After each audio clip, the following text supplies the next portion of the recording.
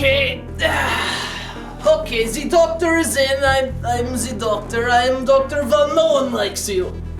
I'm the doctor. And I understand you has problems, yes? You, this is why you've come? You cries into the night, like fairy boy who cries into the night, yes?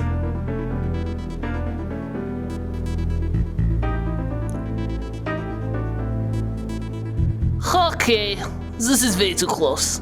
I think Doctor knows why you is here, VU. You have come because, how you say, you have bad rap, no? People assume things about you, and this is hurtful, yes? And you feel you has more to offer than people gives credit for having news to offer. And also, Derek needs humorous intro for top stems list. Okay, I think I has positive solutions. Today, we ignore things you screws up and look at things you no screws up as bad. This make you feel better and helps fix wrong impression and helps you get ladies, okay?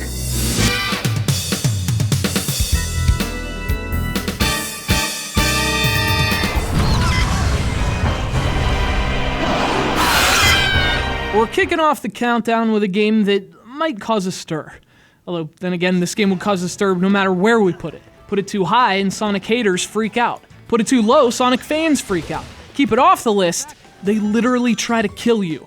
Truth is, it's right where it belongs. The game often misfires with its Mario Galaxy-inspired design, but when it clicks, Sonic Lost World is really engaging. It's fun, it's beautiful. The on-rails levels in particular are a blast processing. And even though it's a slower Sonic game, it still has that frantic feel that defines so many of the Hedgehog's classics. Lost World isn't perfect, but sometimes it's brilliant.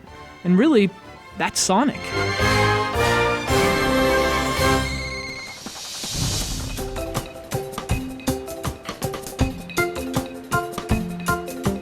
BIT.TRIP was arguably the best new series to come out of WiiWare. So for Nintendo fans, there was something comforting about logging into the Wii U's eShop and finding more BIT.TRIP.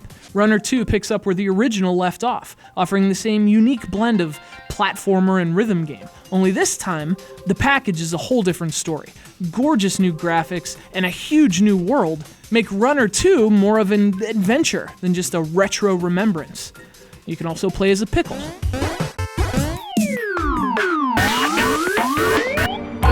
Resident Evil Revelations. Okay, so it's just an HD remake of a 3DS game. And yes, it's available on other platforms. But when you combine Resident Evil with the gamepad, something magical happens. Now, for starters, there's off-screen play. Turn off the lights, plug in the headphones, and prepare to shit yourself. But it's also useful for playing on the screen, using the gamepad to swap weapons with a touch, having your map just a glance away. It just works. It doesn't hurt that this is also the best Resident Evil game since 4. Add some surprisingly fun online play. This is one Wii U port that isn't taking on water. Alright, maybe it is. You can thank me later. Another third-party gem, another game about water. This would seem to indicate the Wii U is having the longing for cleansing, yes, and new beginnings. And maybe it wants have sex time with the water buffalo. Well, either way, this game's awesome. It's an ingenious platformer that feels more authentically old school than some of your favorite Super Nintendo games. And even though it's also available on the 3DS, the Wii U version gives you a few options. You can play off-screen, just like the 3DS, or you can enjoy this thing in gorgeous HD. And then you can tamper with the varied planes of reality and spray chicks with water. Their tombs are forever unknown. They are the wonderful 101! This is not a game for everyone. It's a game a very select audience would even appreciate, and based on the sales, only a select group of that audience even bothered. And yet, there's a certain magic to the Wonderful 101 that makes the whole thing, as crazy and complicated and utterly confusing as it may be, a game very much worth playing. In fact, it reminds me of the kind of experiences that defined the GameCube. Weird games, quirky games, games that just tried to be different. That's where this bizarre action strategy thing actually succeeds. Much like its platform, there's nothing quite like the Wonderful 101.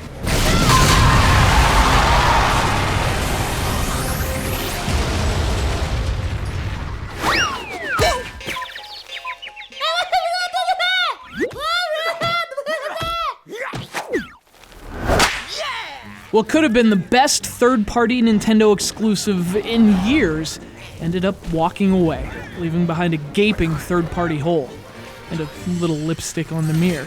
But you know what? Even though it went on to see other platforms, you can tell where its heart is. Rayman Legends does more with a gamepad than almost any other Wii U game. You swipe it, you tap it, and most importantly, you use it, and in a way that makes this amazing platformer feel even more amazing on Wii U. That's because it was made for Wii U. Aww.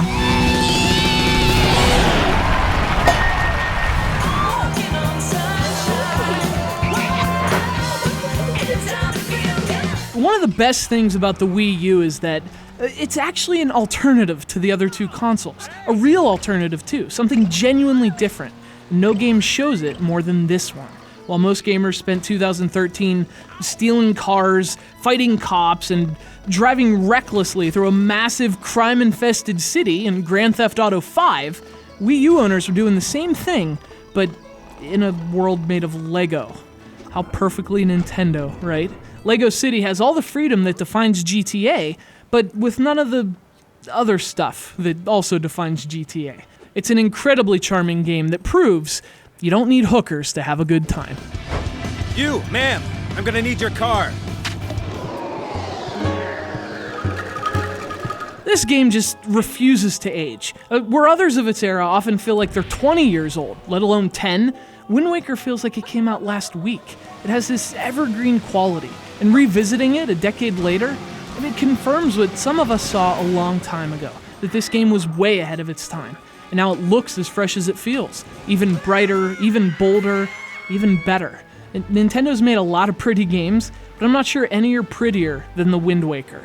And finally, on the Wii U, everyone else is seeing it too.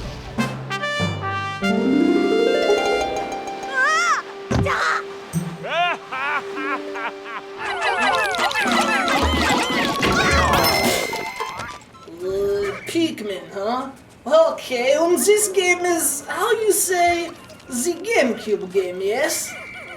On the GameCube, this is the black sheep of the family? No, the least successful one?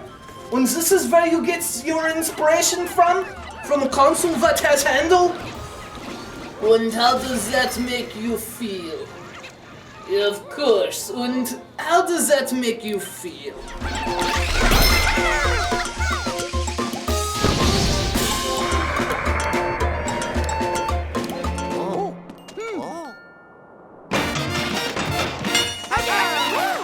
Seriously, how does this happen? How does a series that's been around since the Reagan administration keep coming up with new ideas? How does it keep one-upping itself? I mean, how's it even possible that the same series as Mario 3, Mario 64, and Mario Galaxy is actually getting better?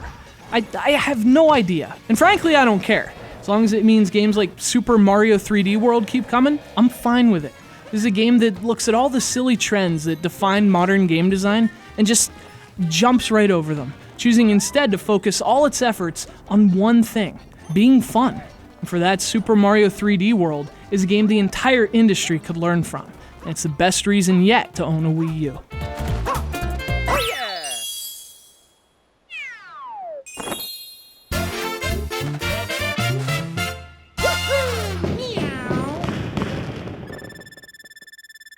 You know something, Wii U? You's will going to be alright. And for more nickels, I tells you about your mother.